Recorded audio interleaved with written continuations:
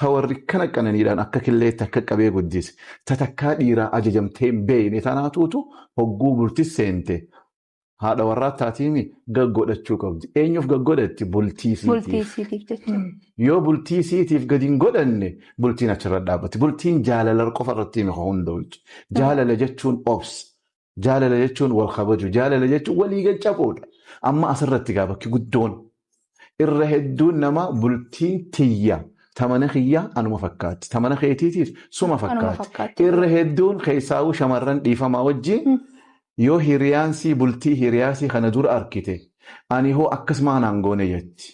Ani hoo maaliifin akkasin ta'ini bar abaluuf akkana godheeja.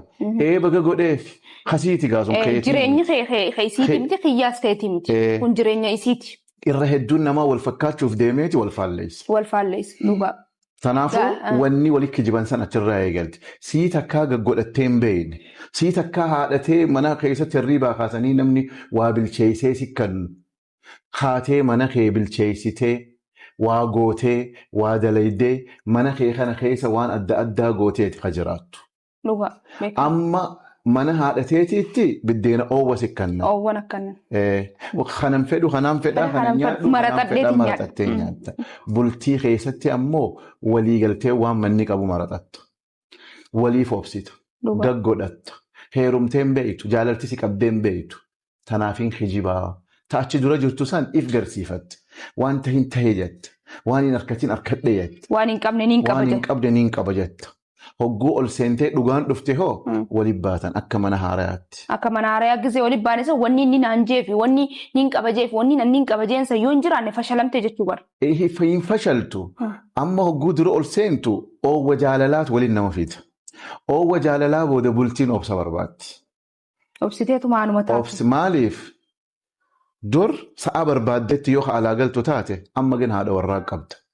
Sa'a feetetti alan deddeemtu. Hiriyoota kiyyaa maal kiyyaa hin jettu. Isiinis geeleetiyyaa saahibtiitiyyaa hin jettu. Bultii qabdi itti gaafatama qabdi. Itti gaafatama bahuudhaaf wareegama kafalamuu qabdi. Wareegama kam kafalti? Hiriyoota sii bira yoo ooltu taate durri jaarsasiiti.